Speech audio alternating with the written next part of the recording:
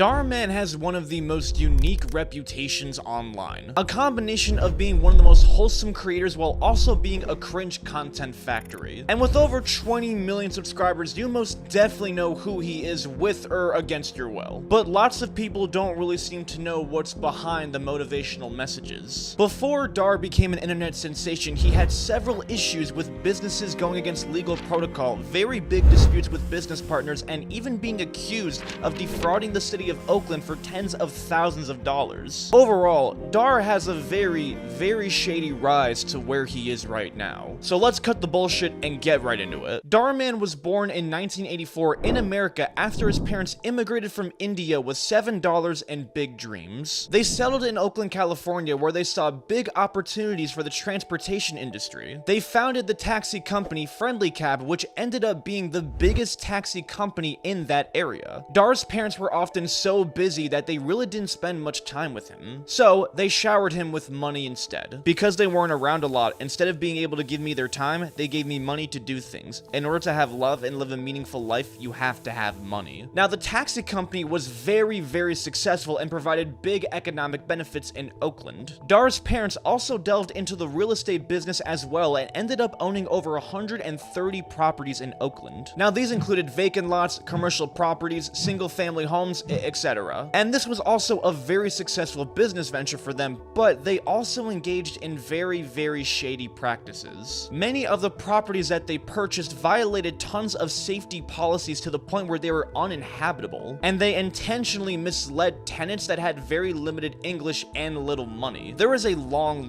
list of all of the hazards that were in these homes. One of the families that even rented for them claimed that they were temporarily homeless because of the safety concerns. Over time, this caught up with the family very badly, and they ended up having to pay over $3.9 million to the city of Oakland. It was also revealed that Dhar's parents were very big donators to very large political figures in the area, which came under very big scrutiny at the time of these lawsuits. Dhar's direction in life was very heavily inspired by his parents, as he wanted to become an entrepreneur just like them. But along the way, he also inherited lots of their shady and dishonest practices as well. Following in their footsteps, Dhar got into the real estate business at 19 years old. With some hefty investment money from his parents and lots of connections in the industry, he was able to start his own company. He would purchase various properties to renovate and then would rent or sell those properties to customers. Basically what your average real estate company normally does. But just like with what his parents did, a lot of these properties were still sold in undesirable conditions. And because of this, Dhar faced some legal issues. The details of what he specifically did and what he faced is not very clear, but considering that he was doing some illegal practices and also was a newcomer in a very intense industry, this quickly became one of his first of many failures. He then founded Wealthy Cars, which was a company that would rent high-end luxury cars to buyers. This failed pretty soon after. He then founded Avenue Loans, which was a mortgage refinancing company. Now, this company would help homeowners by trying to save money on their monthly payments or reduce interest rates on their mortgages. This also failed very soon after. At 26 years old with multiple failed businesses, Dhar did not know where to go next. Until one day, one of his offices was broken into by a tenant of his. Dhar saw that that tenant was secretly using the space to grow plants there. Instead of calling the cops, Dhar saw this as an opportunity, and so he decided to get into the medical industry. But before we continue, I need to tell you guys about Incogni, today's sponsor. Now, how often do you get those annoying spam calls that are very obviously scams? Well, the reason you're probably even getting those calls in the first place is probably because your number was leaked onto one of those people search websites. And they don't just have your phone number, they also probably have a ton of your other info as well. That's pretty concerning to think about. You shouldn't have to go through a whole hassle to have basic privacy, and that's where Incogni comes in. Now, Incogni will do a scan of your info onto all of those shady websites and send requests for your info to get removed. And to make sure they don't just start reselling your info again, Incogni will automatically send new requests every single time to make sure that it stays off. And over time, they will continuously add new data brokers and people search websites to their roster to make sure that everyone is covered. This way you know for sure that your data is being protected. I know lots of you guys could really benefit from a service like this, so make sure that you use my code Blanco in the link below to get 60% off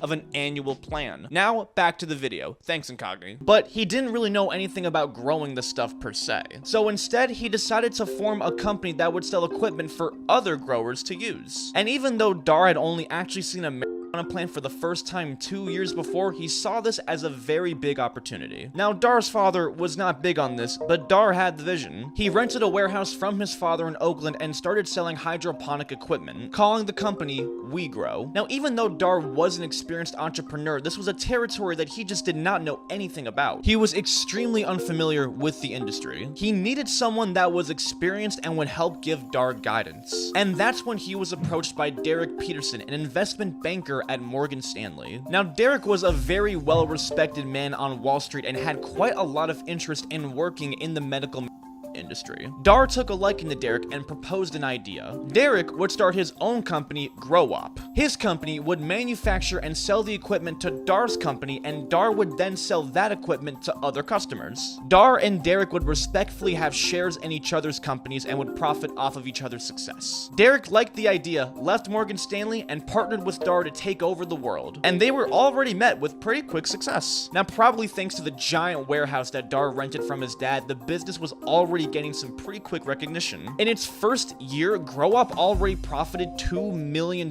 which was giving them an estimated $15 million to $16 million market cap. That is insane for a first year. They were dominating Oakland and already planned to open up 75 more warehouses in different states. The two of them made the cover of Mother Jones magazine, and Dhar even planned on filming a reality show pilot called Hempire. Dhar was finally getting his big break and becoming rich like he knew he was destined to be. But this success was very limited. Pretty soon after, Dhar and Derek started not seeing eye to eye, and Dhar decided to slowly separate from Derek. That very same year, Derek was accusing Dhar of many shady practices, including lying to him about WeGrow's financials, not reimbursing Derek for the $50,000 that was owed to him, and also failing to employ vendors and employees. This was a fucking Hondro Ponzi scheme, for lack of a better term. Derek then sued Dhar for all of the unpaid debts. However, Dhar claimed that Derek was fabricating all of this just to get back at him for trying to slow down on their partnership. Dhar successfully countersued Derek and earned stake in Derek's company. Dhar won, but this was a very short-lived victory, because the very next year, Dhar was being charged for defrauding the city of Oakland for tens of thousands of dollars. So how did this happen? Now, at the time, Dhar was working again on a different real estate company and submitted documentation for a re-beautification program, which is basically when someone improves the aesthetics and renovates parts of the city and gets reimbursed for it. Dhar claims that he was repairing and renovating certain aspects of the city at the time. However, many of the invoices and the documents that he submitted seemed to be false. He was falsely claiming that he made renovations that were never made, and was also lying about how much money he was actually spending on certain repairs. This costed Oakland an estimated $44,000. Dhar was charged on 13 different counts for defrauding the program. He was facing up to 5 years in jail, but took a plea deal. He pleaded no contest to the 5 counts and paid nearly $40,000 in fines, and was sentenced to 5 years probation. In 2021, he claims that the charges were expunged, but it's unsure. This forced Dhar Mann to close the WeGrow business, and this ruined his reputation as a businessman. Dhar was now officially at his lowest point in life. He was 30, broke, depressed, and had a horrible reputation in the media. He was living his biggest nightmare, being a failure. But 2014 would be the beginning for Dhar Mann's turnaround. That would be the year that he met his soon-to-be wife, Laura Avila. Together, they were looking for a new opportunity, so Dhar founded the makeup company Live Glam with only $600. Live Glam was a subscription service that would deliver monthly trendy beauty products, and this was pretty successful very quickly. And Dhar was pretty well prepared to lead this company to victory. One of the biggest aspects that made it so successful was the use of social media. Having content creators and influencers promote the product helped it reach the right audience. And soon enough, Dhar was rich once again. But just like every single one of his businesses, this one also had some pretty shady stuff behind it. Many people reported that after they would use their card to purchase from Live Glam, they would notice very large charges on their credit card very soon after. after. Either people were secretly using this info or they had a very, very poor security system. And while it may have seemed coincidental, it was very coincidental for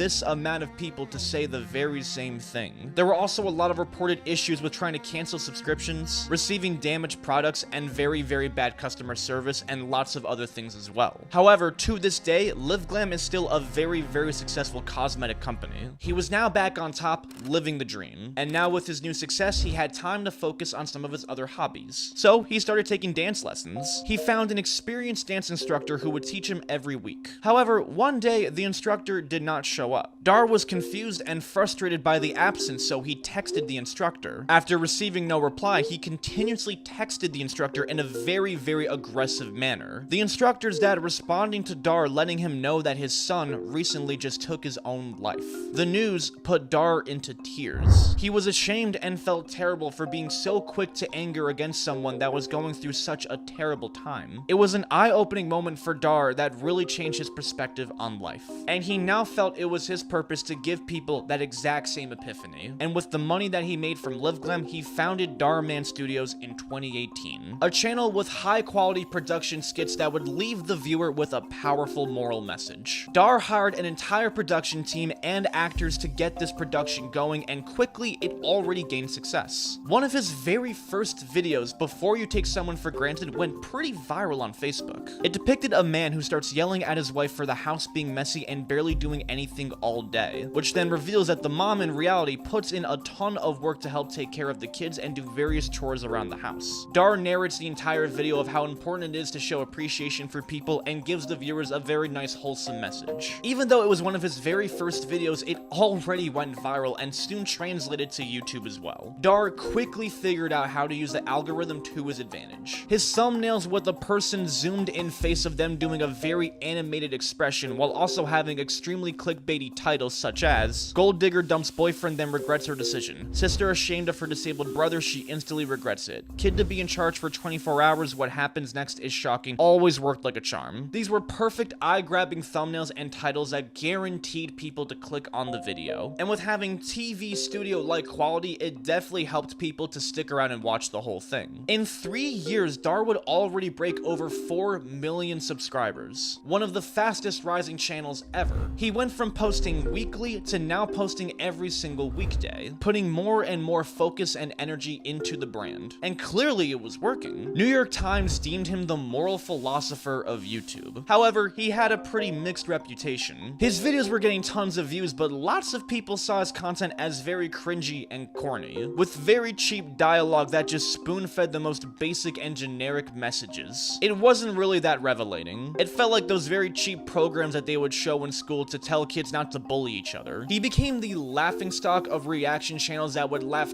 constantly at all of his corny content. However, it's not like Dhar wasn't aware of this. It was almost his intention. Older people were not really the audience. It was young kids that were really being captivated by this content that were big fans of him. It was simple, digestible, and inspired wholesomeness. Dhar took this criticism in good faith and even had people that were roasting him be featured on the skits. Considering how well his channel was doing, I don't think he cared about a couple people making fun of him. But most of all, Dhar felt he was making a difference. He wasn't just telling stories, he was changing lives. Dhar Mann was finally achieving his goal to become rich and successful. And now he was doing it through his passion. Before he knew it, he broke over 20 million subscribers on YouTube. And he started multiple channels, including a podcast where he featured giant creators like MrBeast and Charli D'Amelio. That was until February 6, 2023, when tons of actors were protesting outside of Dhar Mann Studios. What the hell was going on? One of the actors took to TikTok that they were protesting because the actors were not being paid fairly. Now, to give some explanation, the actors were not necessarily employees, they were independent contractors. They only get called in when they're needed. And since they're not employees, they don't really receive the benefits of being an employee, such as a salary. When Dhar Mann Studios was just starting, they were completely fine with this at first because there wasn't really that much money being involved. But now that the brand had become much more profitable, it seemed like it was affordable to pay them more. And every single actor was struggling to pay rent while Dhar was making millions.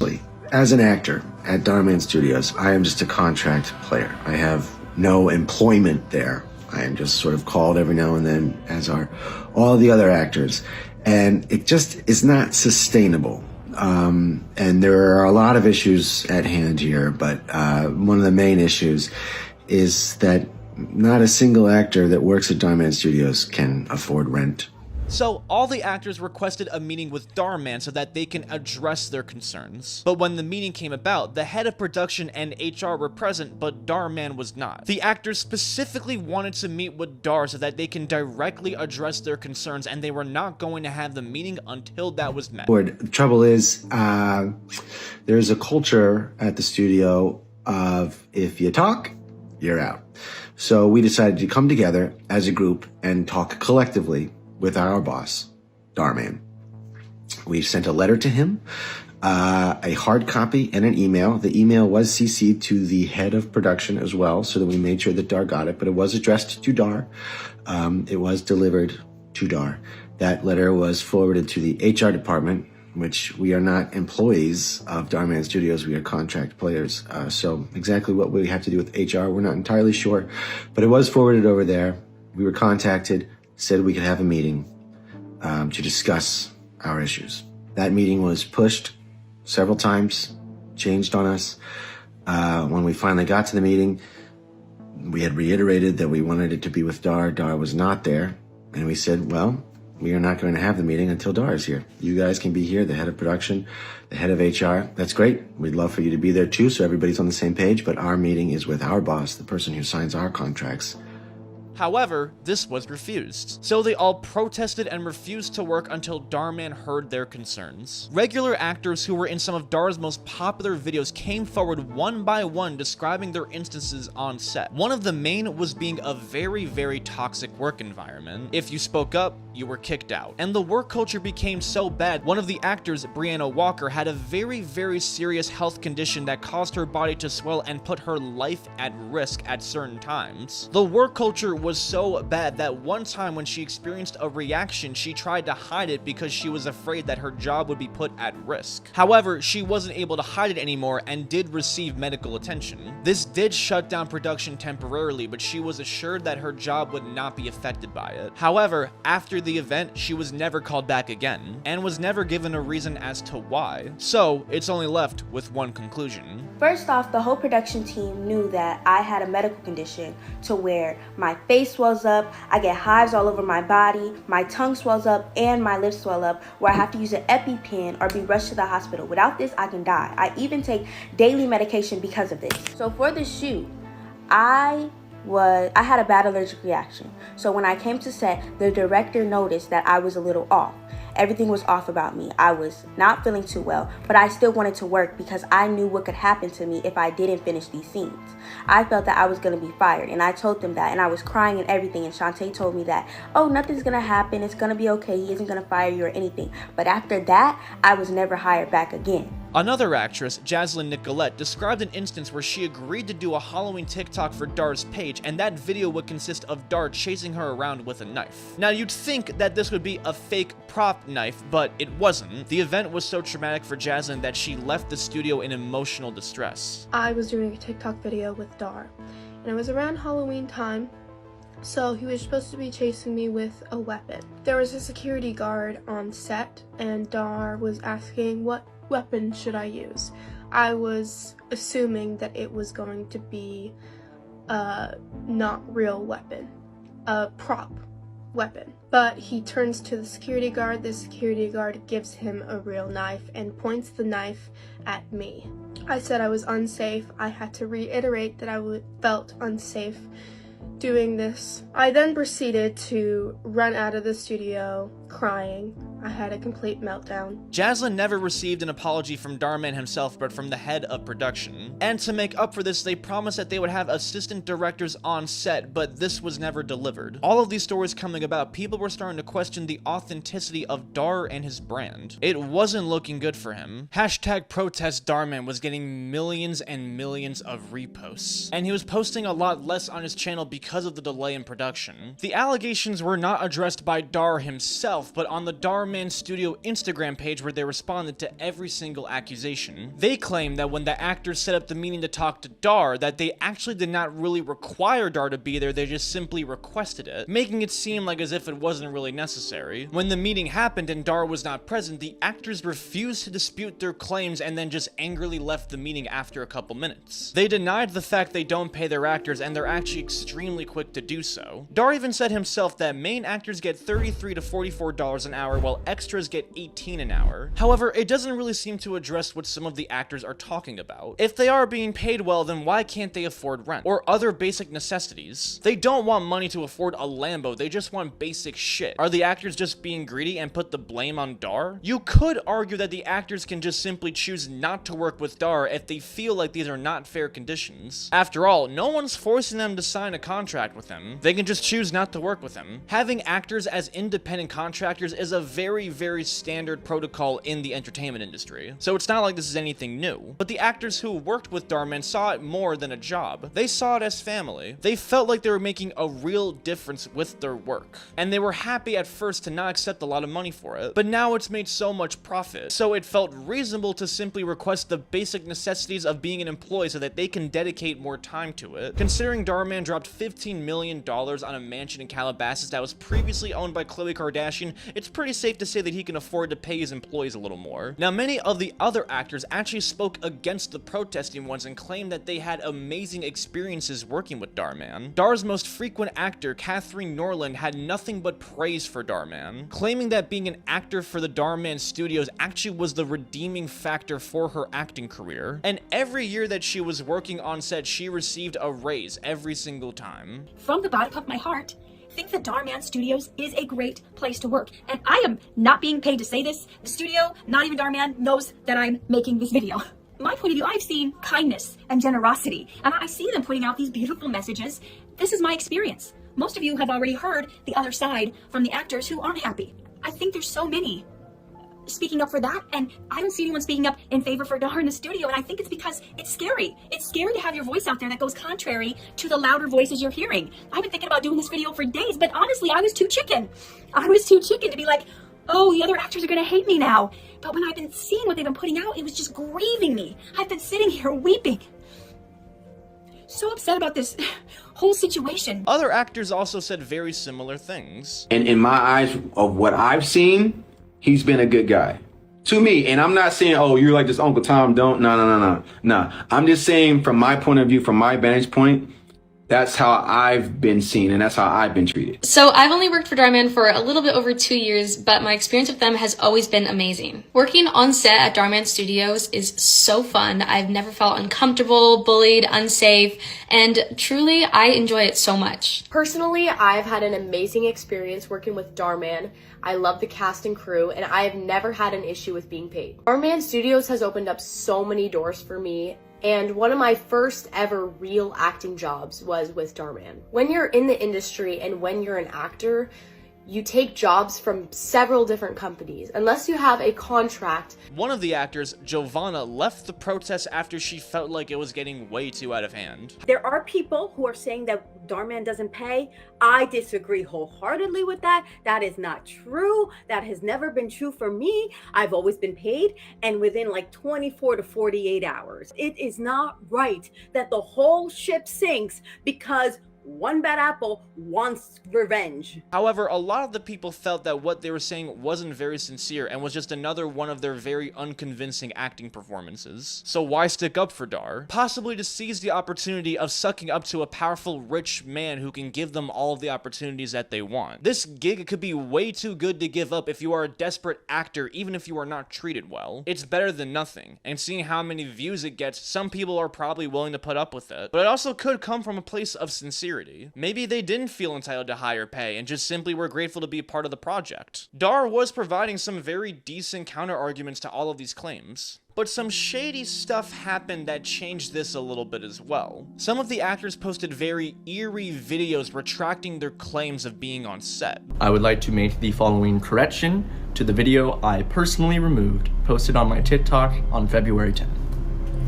Mr. Mann did not put a dog in a shoebox and then try to cover it up. Mr. Mann did not point or pull a on me on set.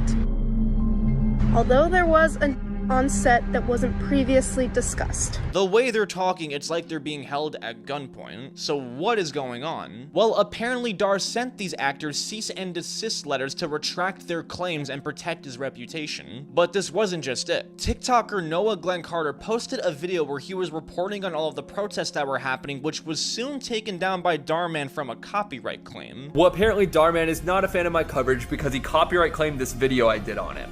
And as you can see right here, the claim was made by Dhar Mann himself. I didn't even know you can copyright claim a video on TikTok. Pretty weird that he would copyright claim a video that was just simply describing the protests that were happening. It's not like he was stealing Dhar's videos. Now, the protesting actors decided to completely leave Dhar Mann Studios for good and make their own channel and post their own content on there. They posted an Indiegogo campaign for $10,000 to raise money for the channel. However, when one of the actors posted this campaign on TikTok, her video was taken down from a copyright claim by Dhar Mann. This is even weirder. Trying to prevent ex-actors from promoting their own stuff is very, very shady work. It doesn't look good no matter what the context is. However, they would raise more than enough needed money and start posting content on their channel regularly. The last time that this would ever be addressed on Dhar Mann's side was when he posted himself with all of the actors that were on his side while disputing all of the claims. And after that, it was never really talked about again from anyone. But this still left many questions left unanswered. Who was telling the truth? Were the actors making reasonable complaints and exposing Dhar Mann for who he is, or were they simply just being greedy and ungrateful for the opportunity that he gave them? It's really hard to say. Everywhere that Dhar Mann goes, trouble seems to follow him. Anytime he opened a business, it was never closed on good terms. It always seems like he tried to take shortcuts to get to the top and didn't really need to abide by the rules. Maybe it's because he was taught this by his parents. Maybe it's because all of his businesses were subsidized by his wealthy parents. Or maybe it's just who he is. The protest really started to expose Dhar for who he truly might be and also revealed a lot of his shady past.